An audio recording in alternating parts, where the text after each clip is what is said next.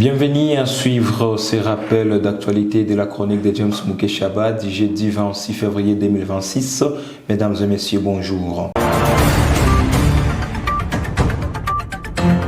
Commençons ces rappels d'actualité par la RDC avec le propos de M. Bati Lukwebo qui met en garde contre un cessez-le-feu synonyme de balkanisation. C'était à l'occasion de la commémoration à Kinshasa du 4e anniversaire de l'invasion de l'Ukraine par la Russie où l'honorable Modeste Bati Lukwebo a appelé à une vigilance accrue face aux initiatives de cessez-le-feu en République démocratique du Congo. S'adressant ainsi à l'Union européenne, il a mis en garde contre tout accord qui maintiendrait les forces en présence dans leur position actuelle. Selon lui, une telle option reviendrait à entériner la partition du pays.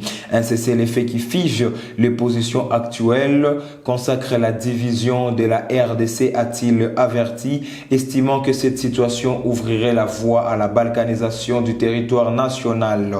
Il a ainsi insisté sur la nécessité de privilégier des solutions garantissant l'unité, la souveraineté et l'intégrité territoriale de la République démocratique du Congo.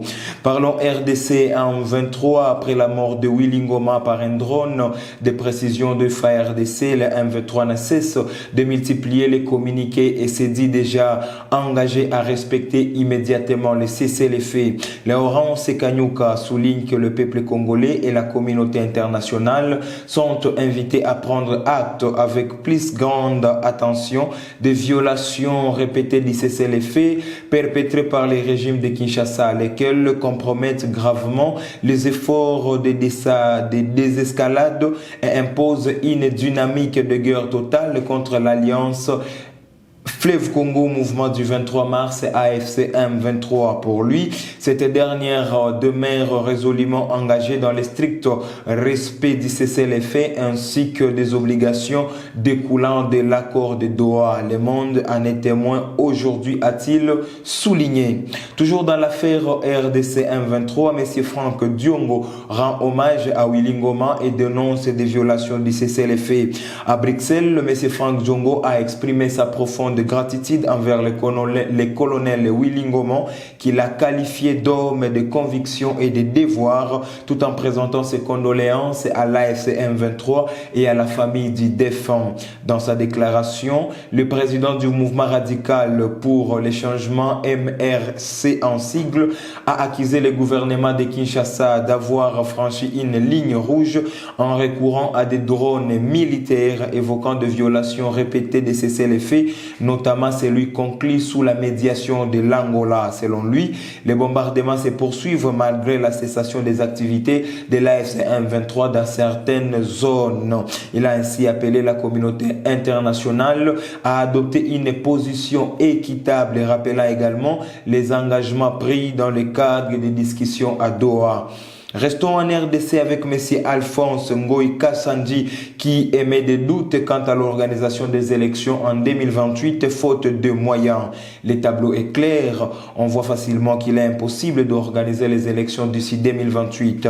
Pour les organiser, il faut des moyens, il faut mobiliser de l'argent. Et si l'argent mobilisé est orienté vers la guerre, laisse en suspense.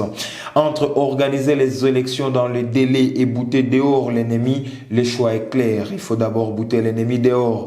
Il ajoute, il faut au moins 7 ans pour permettre au président de la République de mieux travailler. Terminons ce rappel d'actualité par le dialogue politique où M. Seti Koukouni répond à Martin Fayoulou, soulignant que l'opposition n'ira pas au dialogue si celui-ci ne repose pas sur des conditions préalables claires, crédibles et vérifiables, celles à même d'en garantir la légitimité, l'efficacité et l'acceptabilité par toutes les parties. Aucun dialogue ne saurait se tenir ni produire des résultats crédibles dans un contexte marqué par la répression, l'injustice et la privation des droits fondamentaux. Et d'ajouter, le dialogue ne peut être un instrument de légitimation des statu quo ni un exercice de façade destiné à masquer la persistance des pratiques contraires aux principes démocratiques. Mesdames, Messieurs, merci de nous avoir suivis. C'était les rappels d'actualité de la chronique de James Mouké Chaba. N'oubliez pas de vous abonner sur nos différentes pages Facebook, Instagram, TikTok ainsi que Twitter pour ne rien rater de l'actualité de la RDC et d'ailleurs. Merci.